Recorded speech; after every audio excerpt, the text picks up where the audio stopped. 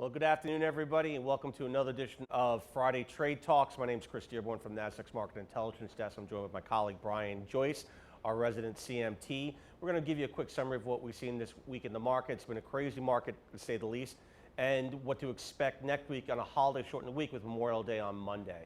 So what we've really been the overarching theme for the last 3 weeks that we've talked with Jill and you've seen across on all the other networks is that you've seen tariff talks dominate the headlines, and each tariff item that you've seen cross the headlines has really set the tone for the market for that day.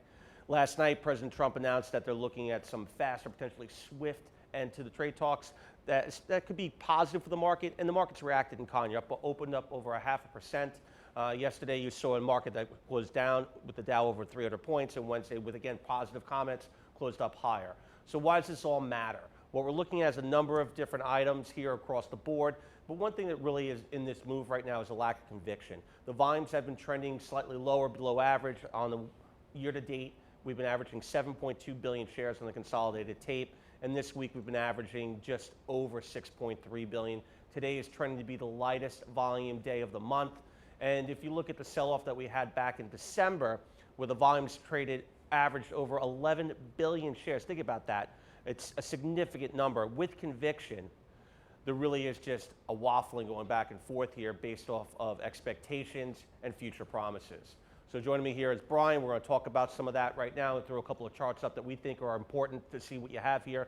So on the basis of everything that's being ignored is some interesting economic data that should be paid attention to. One is that overarching theme of a slowing global economy, and with that you're seeing industrials, you're seeing retail names, all taking a little bit of a hit here across the board.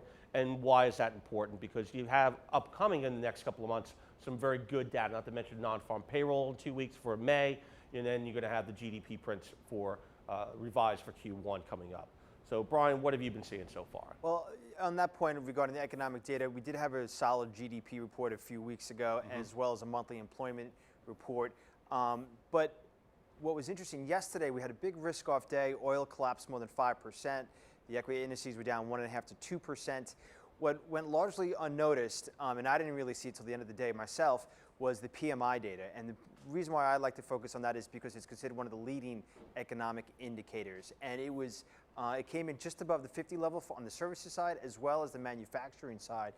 And the expectations were for around 52.5 to 53 for each. So a pretty big miss on that front. And what you saw, if we look at the charts here, the dollar had a pretty strong reaction. It was just recently, now this is the euro dollar, so when it goes lower, the euro is weakening, the dollar is strengthening. And just before that data came out, it was breaking down to fresh 18-month lows, where there's, which represents the dollar strengthening, euro weakening.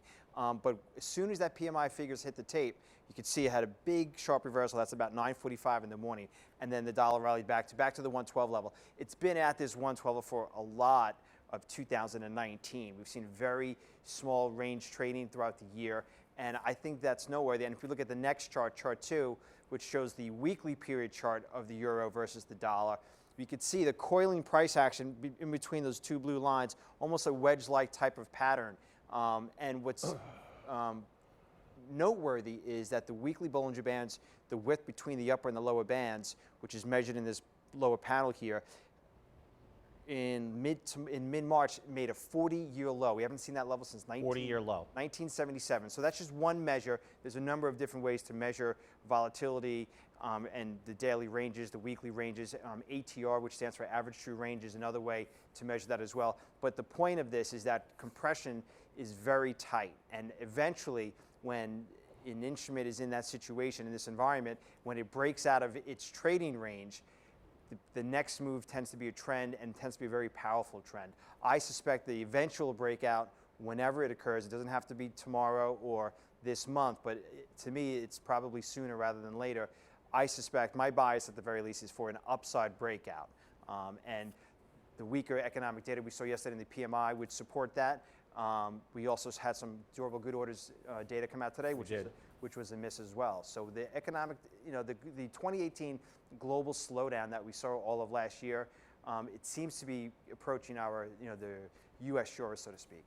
Yeah, even though the market is still up for the year, they've definitely been declining. We're showing 5 weeks of declines week over week. But really, again, the trading volumes aren't really there. It's not like a sharp sell-off, which is kind of what you're looking for. It's kind of like a slow bleed, if you will, on a day-over-day basis. Yeah, and that's maybe why we maybe haven't yet seen the lows. It wouldn't surprise me if we break down a little bit further from here. We had a 5% move down, about 153 points off the highs in the S&P to last Monday's low. We had a bit of a relief rally, and then yesterday we came pretty close to retesting last Monday's lows. Is it possible that that was the low? Is the low already in? It's possible, but I suspect maybe we hit maybe down to the 2720, 2760 range. Yeah, as a trader, I'm always looking for volume to validate the mood. You really haven't seen that capitulation like we did at the end of 2018 at Christmas time. Exactly. So that would be a clear indicator. Another thing that we haven't seen really is an elevated VIX. Here and there, you've punched above 20, but this week we've been averaging 16. We're below that number right now. If you really had conviction on the sell side, you'd see a 20 handle, if not higher, on the VIX. December sell-off on that high volume, you had a 40 handle on that. So those are some indicators. This is another great indicator for everyone to look at, especially if you're looking to track trends or potential outcomes for the market in the future. So what do you got for us next, Brian? Well, so what would drive the dollar to go, to go considerably weaker from here? I suspect it would be if we have a Fed rate cut. And so this here is a chart of the 10-year break-evens, which basically is a measure of inflation 10 years out, what the market expects inflation to be. This is one way to measure that, and right now it's down to 177. In late April, it peaked right exactly at the 200-day moving average, up around 197, and then rolled back over, which is what we saw in the fourth quarter when it bottomed around the let's call it the 165 level. So the point is the actual trend. The trend is to the downside. So in this case, I would still be cautious in the very near term for equities. I'm not expecting a sell-off like we saw in the fourth quarter, but it's certainly to keep in mind that I think the risk is to the downside from here for equities. The 10-year break-evens, I think, support that inflation is not a concern. It's not something the Fed has to worry about as far as needing to stay on hold or at least hike rates. I think at this point the bias is to the downside. The markets are pricing in an 81% probability that it will happen by December. And it wouldn't surprise me if if we don't have a good outcome in the G20 trade talks next month at the end of June, if that gets pushed up to, say, maybe the September meeting. Right. That's going to be the key there, the G20, right? Especially with President Trump and Xi meeting. If something positive comes out of that, this whole trend could be reversed potentially. But then again, you never know. If something good comes out, we could retest those lows. And what do you got for us next? We certainly possibly could. So just in support of, in the final chart, we have the break-evens, I should say the spread between the 10-year Treasury bond and the 10-year German Bund spread. And what this shows, in November, it made a 30-year high, 30-plus year high, which is basically an all-time high.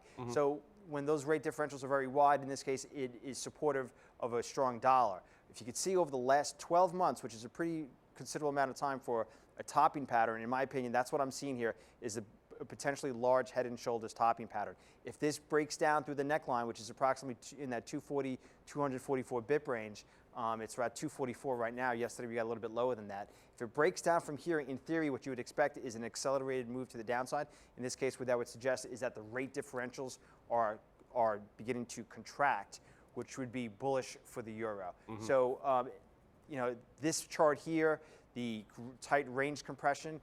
We also know, not seen here, but the weekly commitment of traders report shows a sizable short position in the euro, which we last saw in late 2016. And what happened in 2017 when that was unwound and the covering took place? The euro had a 14% move to the upside, which was its biggest move in 13 years. So the circumstances are there again for the possibility of a similar type of move.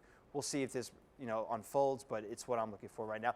And at the end of the day, I think it would be very positive for risk sentiment to see the dollar weaken from here. Absolutely. And that's, I think, the big takeaway there. Excellent, Brian. Thank you. Guys, as everyone knows, Monday's Memorial Day. The markets will be closed. Jill, your regular host, will be back next week. She's out in Vegas covering for us live. My name is Chris Dearborn from Nasdaq's Market Intelligence. As you can follow us on Trade Talks or at the handle at Nasdaq Dearborn. And we look forward to seeing you next week. Enjoy the long weekend. Have a great day, everybody.